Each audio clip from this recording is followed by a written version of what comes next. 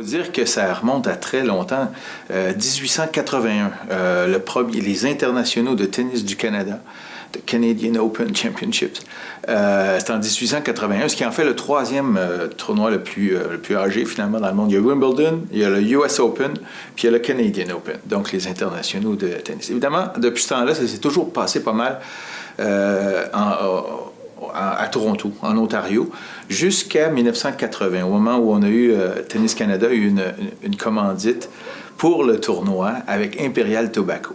Et la marque Players, il y en a des amateurs de tennis qui vont se souvenir, on a appelé ça le Players pendant très longtemps.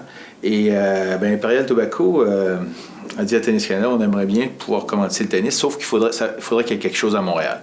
Il faut qu'on touche les deux marchés, Toronto et Montréal, et c'est là qu'on a créé l'alternance entre les deux villes, donc le tournoi masculin et le tournoi féminin. Et depuis ce temps-là, ça a assez bien progressé depuis 1980, la première année. En 1996, on a changé, on était dans le stade Jarry, l'ancien stade de baseball, on l'est toujours, mais en 1996, on l'a vraiment reconstruit au complet et pour faire le stade qu'on a ici maintenant. On amène des petites améliorations à chaque année et on espère que ça va continuer longtemps.